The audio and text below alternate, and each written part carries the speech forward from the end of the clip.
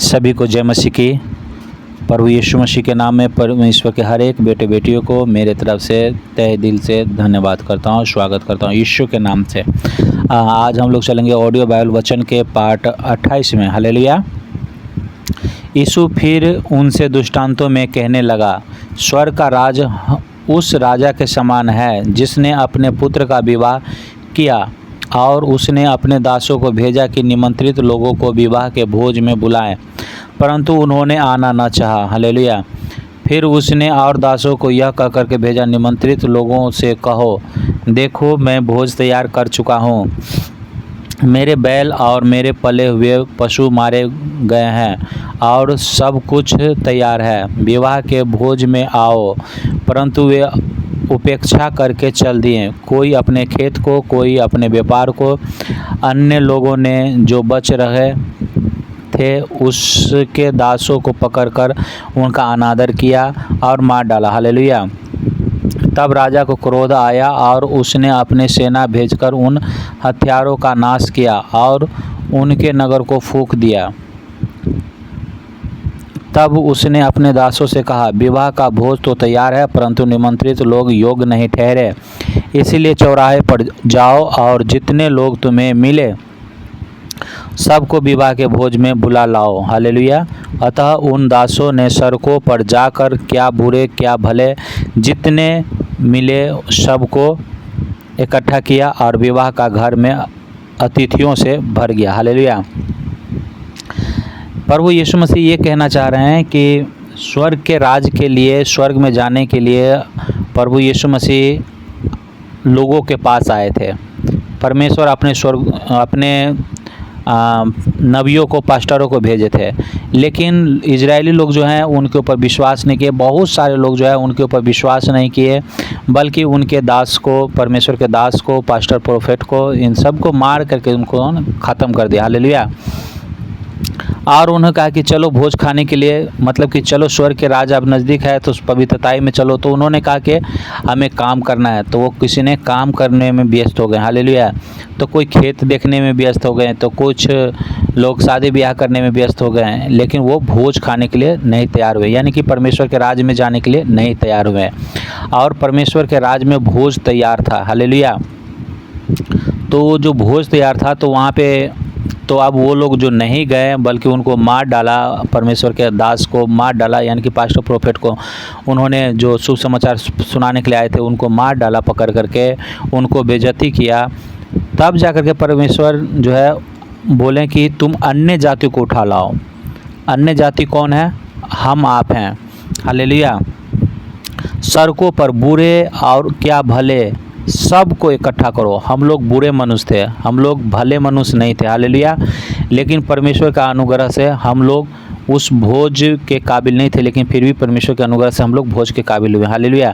अगर इजरायली लोग परमेश्वर को नहीं ठुकराते, प्रभु यीशु मसीह को नहीं ठुकराते, तो हम लोग स्वर्ग का वारिस नहीं होते। हालेलुया। क्योंकि हम लोग वचन के अनुसार तो पापी हम लोग हैं ही, क्योंकि वचन कहती है कि हर एक मनुष्य पापी है, तो उस हिसाब से तो हम पापी हैं ही। लेकिन फिर भी ऊपर से और आकर के हम लोग ने क्या किया, अपने हाथों से अपने इच्छा के अनुसार एक मूर्तियाँ बना ली और हमने पाप किया उसके साथ। कुछ ने हत्या किया, कुछ ने कई प्रकार के पाप किया, तो उस स्वर्ग के योग हम लोग नहीं थे। हालेलुया। लेकिन फिर भी इजरायली लोग परमेश्वर को बातों के ऊपर, परमेश्वर के वचनों के ऊपर ध्यान नहीं दिया, जिसके कारण से परमेश्वर ने हम लोगों को मौका दिया स्वर्ग जाने के लिए। परमेश्वर को धन्यवाद करिए कि मुझ पापियों के ऊपर तरस खाए। हालेलुया। परमेश्वर केवल आपको बीमारी से ही, समस्याओं से ही नहीं छुटकारा दिलाते हैं, आपके कर्जों से ही छुटकारा नहीं दिलाते हैं, बल्कि वो चाहते हैं कि वो आप स्वर्ग राज में और उस भोज को खाने के लिए हम लोग जाने पाएँ। हालेलुया। वो भोज जो प्रकाशित वाक्य में लिखा है 7 साल तक, और 10 कुमारियों वाली दृष्टांत में जो लिखा हुआ है, तो वो भोज हम लोग जो है स्वर्ग में जाके खाएंगे। हालेलुया। और ये 7 साल तक पृथ्वी पर जो है वो बहुत संघर्ष वाले जीवन चलेगी, बहुत कष्ट पीड़ादायक वाली ज़िंदगी चलेगी। हालेलुया। जब हम लोग रैप्चर में उठा ले जाएंगे तब की बात है। हालेलुया। जब राजा अतिथियों को देखने भीतर आया तो उसने वहाँ एक मनुष्य को देखा जो विवाह का वस्त्र नहीं पहने था। उसने उससे पूछा, हे मित्र, तू विवाह का वस्त्र पहने बिना यहाँ क्यों आ गया? तो उस मनुष्य का मुंह बंद हो गया। हालेलुया। तब राजा ने सेवकों से कहा, इसके हाथ पांव बांधकर उसे बाहर अंधियारे में डाल दो, वहाँ रोना और दांत पिसना होगा। हालेलुया। क्योंकि बुलाए हुए तो बहुत है परंतु चुने हुए बहुत कम है। हालेलुया। तो एक चीज़ यहाँ पे देखने वाली बात आती है कि राजा ने भोज खाने के लिए सबको बुलाया, लेकिन एक मनुष्य जो था उसके पास विवाह वाली वस्त्र नहीं थी। हालेलुया। तो उनसे कहा, हे मित्र, तूने विवाह वाली वस्त्र क्यों नहीं पहना? आप बताइए कि कोई ज़बरदस्ती हम लोग को भोज खाने के लिए बुला दे और कहे कि तुम अच्छे कपड़े क्यों नहीं पहन के आओ, ये कौन सी बात हुई? यहाँ पे कहने की मतलब ये है कि आप जो यीशु मसीह को की वचन को आप सुन रहे हैं, यीशु मसीह में आप पवित्रताई में चल रहे हैं, उपवास कर रहे हैं, चर्च में जा रहे हैं, यानी कि आप विवाह के भोज खाने के योग्य हो गए हैं, आपको बुला लिए हैं परमेश्वर और आप तैयार हैं। लेकिन उस राज में जब हम लोग जाएंगे तो ये पवित्रताई वाली जीवन अगर हम लोग नहीं अभी जी रहे हैं, तो उस समय हम लोग को पूछा जाएगा कि तुमने पवित्र आत्मा क्यों नहीं पाई, तुमने पवित्रताई में क्यों नहीं चली? तो इसीलिए हम लोग को पवित्र आत्मा के सामर्थ्य में भरना है। हालेलुया। जिस तरह से हम लोग पाप में भरे हुए थे, उस तरह से हमें पाप में खाली हो जाना है और पवित्रताई में भरना है। हालेलुया। परमेश्वर के वचनों से भरना है, पवित्र उपवासों में, प्रार्थनाओं में रहना है। हालेलुया। और उन्होंने कहा, बुलाए हुए तो बहुत है पर चुने हुए बहुत कम है। तो बोला कि इनको जो है तुम इसको हाथ पैर बांध करके उसको अंधेरे में फेंक दो, जहाँ की रोना और दांत पिसना है। हालेलुया। इसका मतलब है कि उस नरक में फेंक दो। तो कहने का मतलब यहाँ पे कि उसको कहा कि तुमने वस्त्र क्यों नहीं पहन के आए। इसका मतलब बहुत सारे यीशु मसीह को मानने वाले हैं और वो पवित्रताई में नहीं चल रहे हैं और परमेश्वर के वचन में नहीं है, तो वो परमेश्वर का वस्त्र नहीं पहने हुआ है। और नहीं पहने हुआ है वो, तो क्या होगा कि हम उस आदमी को नरक में फेंक दिया जाएगा। हालेलुया। तो इसीलिए परमेश्वर का स्वभाव हम लोग के अंदर आए। कहिए, प्रभु यीशु मसीह हमारे अंदर आपका स्वभाव आए, ताकि हम आपकी इच्छाओं को पूरा करने पाए और मेरे जीवन से आपकी महिमा प्रशंसा बढ़ चढ़ के होने पाए। यीशु के नाम से आमीन। आगे वचन कहता है, कैसर को कर देना। तब फरीसियों ने जाकर आपस में विचार किया कि उसको किस प्रकार बातों में फंसाया जाए। प्रभु यीशु मसीह के बारे में, प्रभु यीशु मसीह को वो फंसाना चाहता था, क्योंकि प्रभु यीशु मसीह वो अपना सेवा नहीं करवा रहे थे, लेकिन शास्त्रीय फरीसी जो था वो अपना सेवा करवाना चाहता था, अपना बड़ाई लूटना चाहता था। प्रभु यीशु मसीह ऐसा कुछ नहीं चाहते थे और वो चाहता था कि हमारा दुकान बंद ना हो जाए, इसके लिए वो यीशु मसीह को फंसाना चाहते थे। हालेलुया। अतः उन्होंने अपने चेलों को हेरोदिया के साथ उसके पास यह कहने को भेजा, हे गुरु, हम जानते हैं कि तू सच्चा है और परमेश्वर का मार्ग सच्चाई से सिखाता है। देखिए, चापलूसी से उसको पूछने के लिए आता है प्रभु यीशु मसीह के पास, और किसी की परवाह नहीं करता। सच में वो परवाह नहीं करते थे। हालेलुया। क्योंकि तू मनुष्यों का मुंह देखा हुआ बातें नहीं करता। देखिए, उनकी मन की बात लेना था तो ये चापलूसी वाली बात करते हैं। इसी तरह से हम लोग को भी जीवन में, संसार में भी देखते हैं कि मन की बातें को जब लेना होता है तो वो चापलूसी करता है, लेकिन हमारे प्रभु यीशु मसीह उसकी मन को बात को जानते थे। हालेलुया।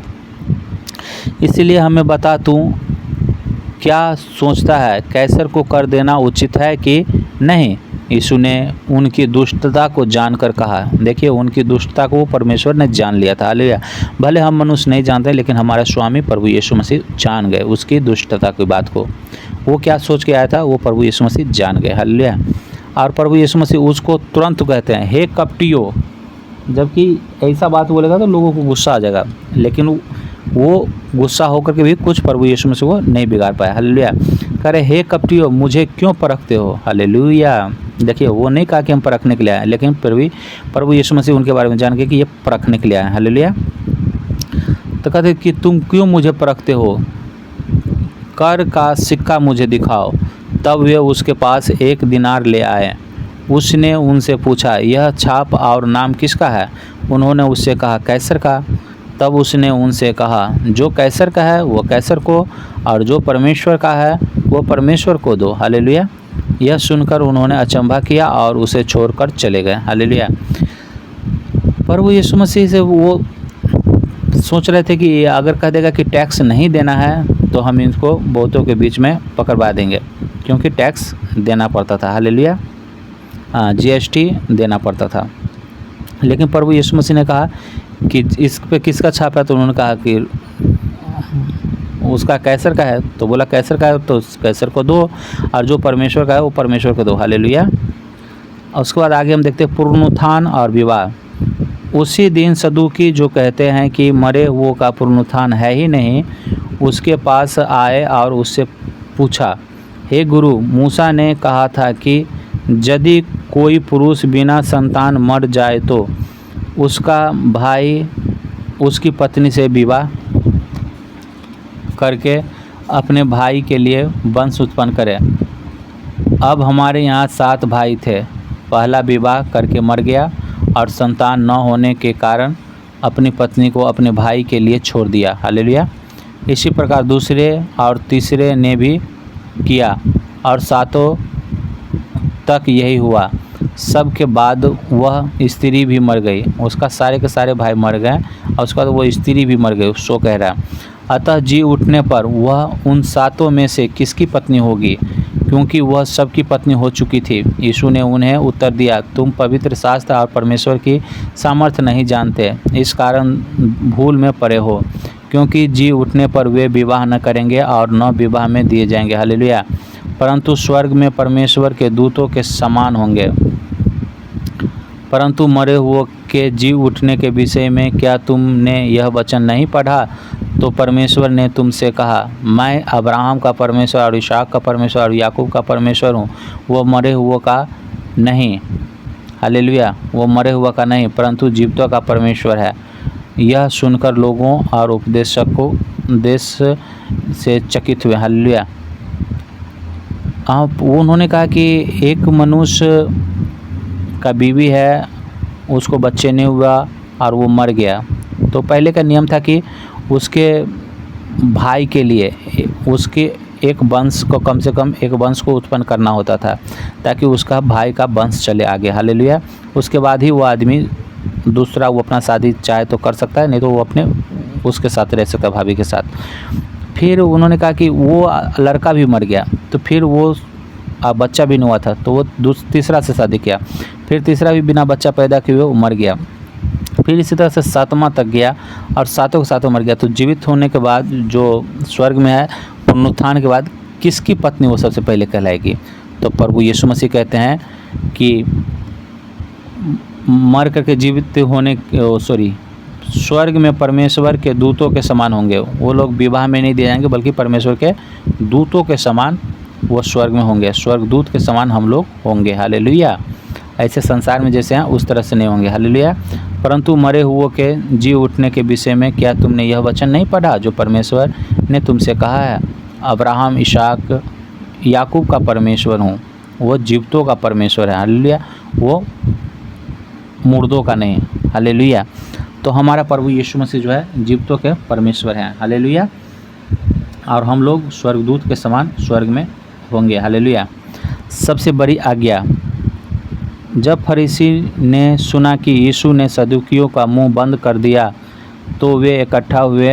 उनमें से एक व्यवस्थापक ने उसे परखने के लिए उससे पूछा, हे गुरु, व्यवस्था में कौन सी आज्ञा बड़ी है? उसने उससे कहा, तू परमेश्वर अपने प्रभु से अपने सारे मन और अपने सारे प्राण और अपनी सारी बुद्धि के साथ प्रेम रख। बड़ी और मुख्य आज्ञा तो यही है। हालेलुया। पहले 10 आज्ञा थी कि 10 आज्ञा को पालन करना है, लेकिन प्रभु यीशु मसीह ने कहा उनसे कहा, तू परमेश्वर अपने प्रभु से अपने सारे मन और सारे प्राण और सारे बुद्धि के साथ प्रेम रख। हालेलुया। बड़ी और मुख्य आज्ञा तो यही है कि अपने परमेश्वर से सबसे ज़्यादा प्रेम करिए। हालेलुया। जिस तरह से अब्राहम को परमेश्वर ने 100 वर्ष की उम्र में एक बच्चे दिए और उस बच्चे को भी प्रभु ने देखा कि हमसे ज़्यादा प्रेम तो अपने बच्चे को तो नहीं कर रहा है, तो उन्होंने कहा कि इस बच्चे को हमें बलिदान दे दे। तो उन्होंने उसको बलिदान देने के लिए चले गए। हालेलुया। तो अब्राहम के जैसा हम लोग भी तन मन से परमेश्वर को मानते रहें। हालेलुया। परमेश्वर चाहते हैं कि हमसे ज़्यादा प्रेम कोई अपने बाल बच्चों को चाहे कोई चीज़ को ना करे, क्योंकि हम ही ने सब कुछ दिया है तो सब हमें ही ज़्यादा प्रेम करें। हालेलुया। और ऐसा भी नहीं है कि आपसे वो छीन लेंगे, बल्कि आप अगर उनसे ज़्यादा प्रेम करेंगे तो परमेश्वर और बढ़ चढ़ के आपको देंगे। सुलेमान को जब परमेश्वर ने दर्शन दिया तो सुलेमान ने धन नहीं मांगा था, दूसरे राजा का राज नहीं मांगा था, और उन्होंने ये नहीं कहा था कि हम सबसे बड़ा राजा हो जाए, सब हमारे नीचे आ जाए, ये भी नहीं कहा था, बल्कि उन्होंने कहा था कि हमें बुद्धि ज्ञान दे। तो प्रभु यीशु मसीह परमेश्वर ने उसे बुद्धि ज्ञान भी दिया और वो कहा कि तुमने जो धन नहीं मांगा है और तो मैं तुम्हें धन भी दूंगा, सोना चांदी भी दूंगा, तेरा वैभव भी बढ़ा दूंगा। हालेलुया। तो इसीलिए हम लोग परमेश्वर की इच्छा के अनुसार ही मांगे और परमेश्वर को तन मन धन से महिमा दे। हालेलुया। बड़ी और मुख्य आज्ञा तो यही है, और उसी के समान यह दूसरी भी है कि तू अपने पड़ोसी से अपने समान प्रेम रख। हालेलुया। प्रभु यीशु मसीह का वचन कहता है कि प्रभु यीशु मसीह पड़ोसी से भी अपने समान प्रेम रखिए। जैसा आप चाहते हैं कि हम ऐसा रहें, उस तरह से आपका पड़ोसी भी वैसा ही होने पाए। हालेलुया। कहे हे प्रभु, हमें पड़ोसी से प्रेम करने का सामर्थ्य दे। मैं चाह करके भी उन्हें क्षमा नहीं करने पाता हूँ, मैं चाह करके भी उनसे प्रेम नहीं करने पाता हूँ, लेकिन हमें प्रेम करने की सामर्थ्य दे यीशु के नाम से। आमीन। और आगे कहता है कि ये ही 2 आज्ञा सारी पृथ्वी और भविष्यवक्ताओं का आधार है। हालेलुया। उनसे कहा पूछा, मसीह के विषय में तुम क्या सोचते हो, वह किसका पुत्र है? उन्होंने उससे कहा, दाऊद का। किनसे पूछा? वो अपने चेलों से यीशु मसीह ने पूछा कि मसीह किसका पुत्र है? तो उसके चेलों ने कहा कि दाऊद का। उसने यानी कि प्रभु यीशु मसीह ने उनसे पूछा, तो दाऊद आत्मा में होकर उसे प्रभु क्यों कहता है? प्रभु ने मेरे प्रभु से कहा, मेरे दाहिने बैठ, जब तक कि मैं तेरे बैरियों को तेरे पाँव के नीचे न कर दूं। हालेलुया। भला जब दाऊद उसे प्रभु कहता है तो वह उसका पुत्र कैसे ठहरा? हालेलुया। इसके उत्तर में कोई भी इस बात न कह सका। उस दिन से किसी को फिर उससे कुछ पूछने का साहस नहीं हुआ। प्रभु यीशु मसीह ने कहा कि मसीह यानी कि खुद के बारे में कहा कि वो किसका पुत्र है? तो उन्होंने कहा, उनका चेलों ने कहा कि दाऊद का पुत्र है, क्योंकि वचन में कहती है कि दाऊद के वंश से एक प्रभुता करने वाला निकलेगा। हालेलुया। यानी कि प्रभु यीशु मसीह के बारे में ही कहा गया था। हालेलुया। दाऊद के सिंहासन पर विराजमान होगा। उस प्रभु यीशु मसीह के बारे में कहा गया था, और एग्जैक्टली दाऊद के वंश में ही, दाऊद के घराने में ही, दाऊद के सिंहासन पे ही विराजने के लिए प्रभु यीशु मसीह आए थे। हालेलुया। तो प्रभु यीशु मसीह ने कहा कि जब हम दाऊद का पुत्र हैं तो फिर दाऊद हमको प्रभु कैसे कहा आत्मा में हो आकर के भजन संहिता में? तब जाकर के वो सब के सब चुप हो गए। हालेलुया। जब दाऊद इस धरती पर जीवित था, यानी कि प्रभु यीशु मसीह का जन्म क्या, उसके दादा परदादा का भी जन्म नहीं हुआ था, उस समय ही वो आत्मा में होकर के उन्होंने देखा कि दाऊद आत्मा में होकर के प्रभु को कहता है, प्रभु ने मेरे प्रभु से कहा, मेरे दाहिने बैठ, जब तक कि मैं तेरे बैरियों को तेरे पाँव के नीचे न कर दूँ। हालेलुया। प्रभु यीशु मसीह के बारे में कह रहा था कि मैं तेरे बैरियों को मैं तेरे पाँव के नीचे कर दूंगा। प्रभु यीशु मसीह को कह रहे थे पिता परमेश्वर। तो ऐसा वो आत्मा में होकर के वो देख रहे थे। तब प्रभु यीशु मसीह कहते हैं, भला जब दाऊद उसे प्रभु कहता है, यानी कि प्रभु यीशु मसीह को बड़ा कहता है और प्रभु स्वामी कहता है, तो वह उसका पुत्र कैसे ठहरा? दाऊद का पुत्र कैसे ठहरा वो? इसके उत्तर में कोई भी उत्तर नहीं दे पाया। हालेलुया। एक जगह और हम देखते हैं कि सामरी औरत के विषय में। तो सामरी औरत को जब प्रभु यीशु मसीह कहते हैं कि अगर तू जानती कि मैं कौन हूँ तो तू हमसे पानी मांगती। हालेलुया। तब उन्होंने कहा कि हे प्रभु, तू वही पानी हमें भी दे दे कि हमें प्यास न लगे कभी भी। हालेलुया। और उसके बाद कहा कि तुमने अब्राहम को हम इस जगह बाइबल ऑडियो वचन की 28वां भाग ख़त्म करते हैं। आगे हम बाइबल ऑडियो वचन की 29वां भाग में चलेंगे। Okay. Hallelujah. God bless you all. प्रभु सभी को आशीष करे। परमेश्वर पिता सभी के घर में किसी भली वस्तु की घटी न हो, मुँह मांगा वरदान दे यीशु के नाम से। Hallelujah. Thank you Jesus. God bless you all. Thank you Lord. Hallelujah.